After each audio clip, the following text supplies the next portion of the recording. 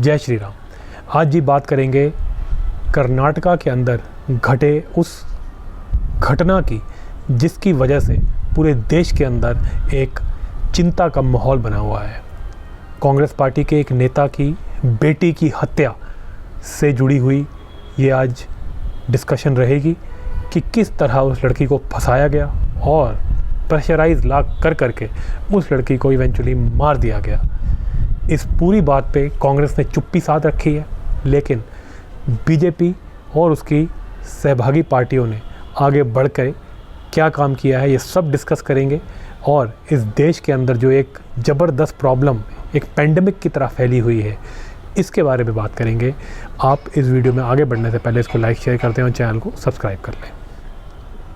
पहले तो जी मैं आप सबसे एक रिक्वेस्ट करना चाहूँगा कि आपका जो चैनल है इसको शैडो बैन किया हुआ है। आपको पता है हम खुल के बात रखते हैं और शायद हमारी जो खुल के बात करना जो है वो यूट्यूब को रास नहीं आ रहा है, इसलिए हमारी वीडियोस पे बहुत कम व्यूज़ आ रहे हैं। जो व्यूज़ हज़ारों में जाया करते थे अब वो कुछ 2 या 4 रह गए हैं, लेकिन हमें पूरी उम्मीद है कि आपकी सपोर्ट से हम इस प्रॉब्लम को भी पार कर लेंगे। तो जी भगवान श्री कृष्ण का नाम लेते हुए इस वीडियो को आगे बढ़ाते हैं। आपसे जी जो मैंने मुद्दा बताया था उसके बारे में ज़रा डिस्कशन स्टार्ट करते हैं। देखिए जी, कांग्रेस के एक नेता हैं कर्नाटका के, जहाँ पे कांग्रेस की अपनी सरकार है, वो नेता की बेटी को सरेआम गले में गोद के मार कर उस लड़की की हत्या कर दी गई। हत्या क्यों की गई? क्योंकि जिस ईमान वाले आदमी को उस लड़की पे नज़र थी वो उसके साथ स्कूल में पढ़ता था, लड़की से उसकी दोस्ती थी। लड़की सिर्फ 13-14 साल की है। इस उम्र के अंदर एक छोटी बच्ची को ये प्यार और ये सब की जो बेकार की बातें ये बॉलीवुड में करते हैं और ये जो ईमानदार तत्व जो इस तरह की बातें करता है, इनको तो बड़ा कुछ पता होता है इन चीज़ों के बारे में, प्यार मोहब्बत इश्क। हिंदू लड़कियों को बेचारियों को इतना नहीं पता होता, अनजान होती हैं। लेकिन स्कूल की एक बातचीत को उसने पता नहीं क्या समझ लिया और उसने उस लड़की से, जिसे कहते हैं अपनी दोस्ती को बढ़ाने के बारे में बात की। लड़की ने मना कर दिया। छोटी लड़की थी वो, बेचारी समझने की सोचने की उसके अंदर कितनी ही शक्ति होगी, कितना ही बेचारी को पता होगा, लेकिन फिर भी उसने मना कर दिया कि मैं तुमसे दोस्ती से ज़्यादा कुछ नहीं कर सकती। लेकिन उस ईमानदार ने उस लड़की का जीना हराम कर दिया, उसको तंग कर दिया और वो लड़की ने स्कूल जाना कॉलेज जाना ही छोड़ दिया। वो इतनी परेशान हो गई कि भैया उसने अपने घर वालों को भी बता दिया कि ये मेरे पीछे पड़ गया है। तो घर वालों ने भी यही कहा कि भैया तुम जो हो कम ही जाओ स्कूल कॉलेज। वो बेचारी लड़की ने जाना ही छोड़ दिया। लेकिन अब पेपर आ गए, एग्ज़ाम्स आ गए। एग्ज़ाम्स में तो भैया पास तो हर किसी को करना है, इनको तो पर्दा लिखना है नहीं पंचर छापों को। लेकिन हमारी लड़कियों को, हमारी बहनों को, इनको तो पढ़ना है ना। हमारी माताओं बहनों का तो जीवन में अलग सोच है, वो तो एक प्रोग्रेसिव सोच से आगे चलना चाहती हैं। वो बेचारी अपने एग्ज़ाम देने के लिए कॉलेज स्कूल चली गई और जैसे ही बाहर निकली रास्ते में ही उस लड़के ने उसको गोद के मार दिया। इतनी दर्दनाक मौत दी उस लड़की को, क्या ज़रूरत थी?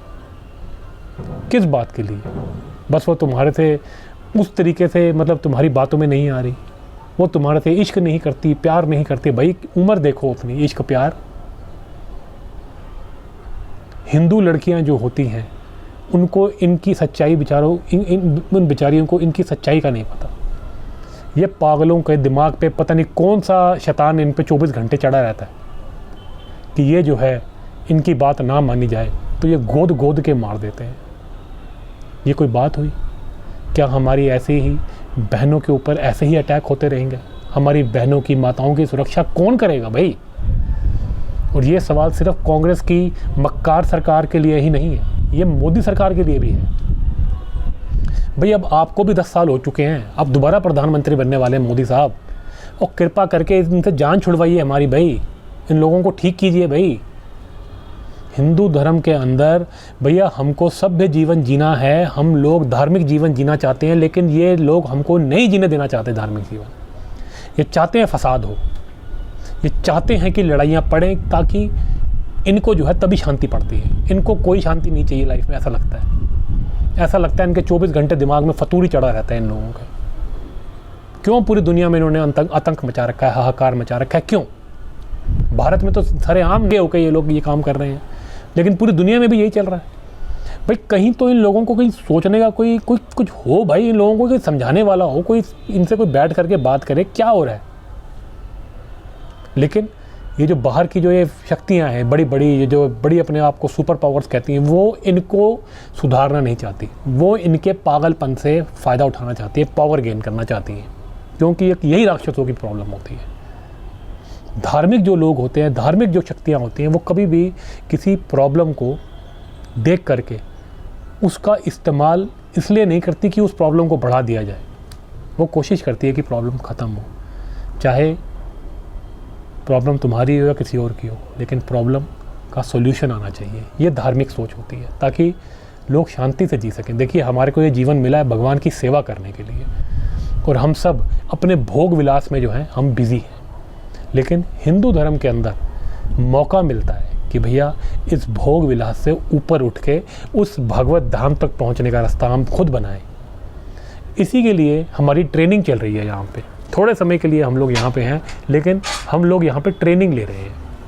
ये धरती, ये जीवन हमें सिखा रहा है कि भगवत धाम में वापस कैसे जाया जाए, वहाँ पे क्या होता है, वहाँ पे कितनी शांति होती है। और इसलिए पूरा जो हमारा हिंदू धर्म है, सनातन धर्म है, ये इसी तरह बनाया गया है कि इंसान सीख करके शांति से वापस अपने घर, अपने ओरिजिनल घर में वापस जा सके।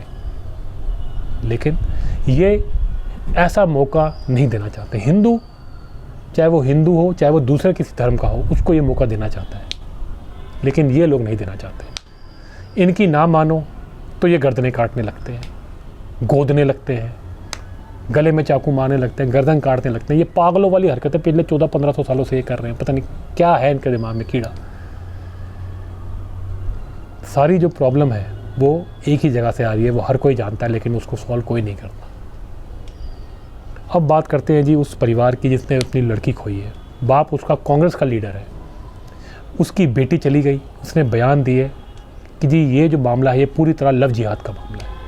कांग्रेस लव जिहाद का नाम नहीं लेती, और कांग्रेस बीजेपी और उसकी सहभागी जो हैं, उसके संग जो दल हैं, चाहे वो बजरंग दल हो, वीएचपी हो, या और भी जो उसके आसपास की पार्टियां, एनडीए के जो पार्ट हैं, उन सब पे अटैक करती है जब भी लव जिहाद का मामला आता है।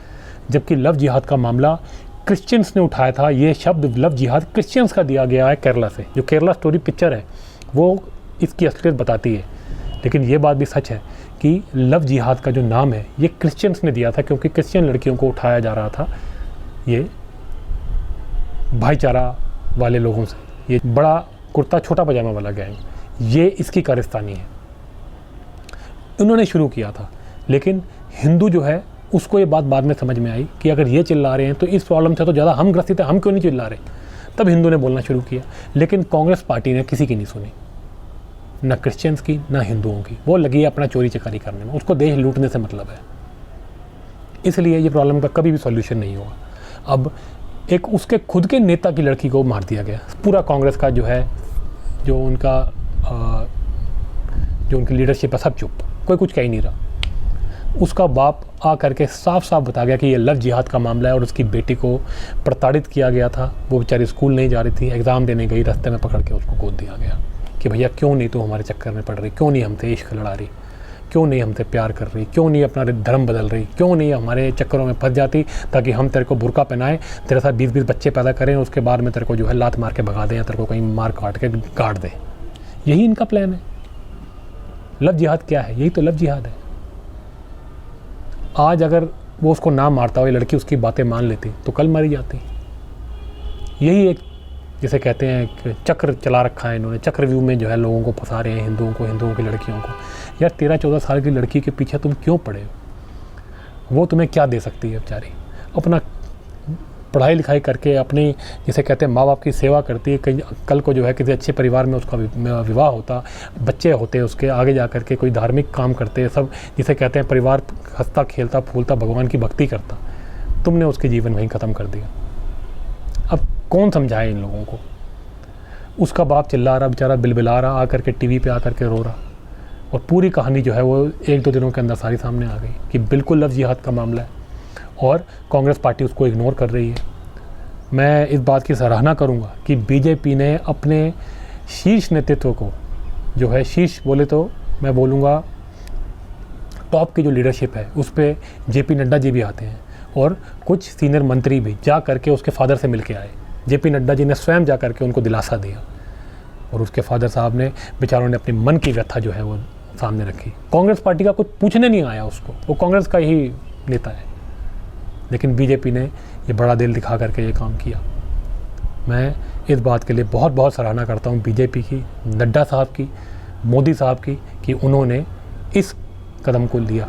भैया उस परिवार का क्या क्या लुट गया। मानते हैं कि कांग्रेस पार्टी जो है धूर्त पार्टी है, उसके नेता जो हैं वो क्यों लड़ रहे हैं कांग्रेस पार्टी का, आज भी क्यों साथ दे रहे हैं, ये हमको हमारी सोच से परे है, लेकिन फिर भी उसके साथ बुरा हुआ है। वो बेचारा बुरे स्थिति के अंदर है, कितने शोक में है वो परिवार। तो इस चीज़ के लिए मोदी साहब का मैं धन्यवादी हूँ कि उन्होंने उस परिवार से जा कर के बातचीत करी और एक संदेश दिया। भगवान उस लड़की की आत्मा को शांति दे, उसके माँ बाप को जो है शक्ति दे कि वो इस झटके से उबर पाएँ और भक्ति में लग सकें। भगवान कृपा करें इस परिवार के ऊपर और जिसे कहते हैं शांति प्रदान करें इन सबको और अपनी भक्ति प्रदान करें। सबसे इम्पोर्टेंट तो भक्ति है जी, हम तो यही प्रार्थना कर सकते हैं। लेकिन प्रधानमंत्री मोदी को भी इसके ऊपर कदम लेना पड़ेगा। वो बहुत पहले से कह रहे हैं कि मैं 2024 में जीतने के बाद बहुत बड़े बड़े कदम लूँगा। ये कदम उसमें से एक बहुत बड़ा कदम होना चाहिए। लव जिहाद का चक्कर ख़त्म करो। ये मुसलमानों ने जो हाहाकार मचा रखा है, इस बीमारी को ख़त्म करो, इनको शांत करो भाई। कोई लॉ लाइए, कोई कड़ी इनको सजाएँ दीजिए, क्या करे, यही करना पड़ेगा भाई। मोदी साहब प्लीज़ कृपा करके हमारी बेटियों को, हमारी बहनों को इन जिहादियों से बचाइए। मैं हाथ जोड़ के आपसे ये बात प्रार्थना करता हूँ। और एक बात मैं आपको और बता दूँ, जिसने ये कुकर्म किया है वो शक्ल देखिए, उसकी शक्ल से ही लग रहा है कि उसके पागलपना जो है उसके दिमाग पे छाया हुआ है। वो पागल जो है पकड़ा गया है।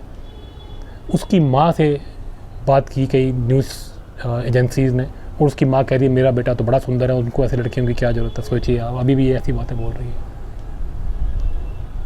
कि मेरा बेटा तो बड़ा इंटेलिजेंट है, उसको ऐसी ऐसी लड़कियों की क्या ज़रूरत है। ओ भाई ओ भाई ओ भाई, किसको बेवकूफ़ बना रहे हो। जब भी कोई मुसलमान पकड़ा जाता है ये इस तरह की बातें करते हैं, इसने कुछ नहीं किया, इसके सर पे शैतान आ जाता है, ये पागल है, इस तरह की बातें करते हैं कि नहीं वो लड़की भी इससे प्यार में पड़ी हुई थी। अरे भाई मैं कह रहा हूँ चल पड़ी भी हुई थी, 13-14 साल की लड़की, अगर मैं कह रहा हूँ बॉलीवुड बेचारी देख इधर उधर से कहीं गया प्रेशर में आकर के वो लड़के के चक्कर में पड़ी भी हुई थी, तो क्या तुम उसकी गर्दन काट दोगे? क्या तुम उसको गोद गोद के मार दोगे? क्या चाहते हो भाई तुम? किसको बेवकूफ़ बनाने की कोशिश कर रहे हो? जिसके बेटे ने ये काम किया है उसको भी कोई शर्म नहीं है, वो भी इसकी जस्टिफिकेशन दे रही है।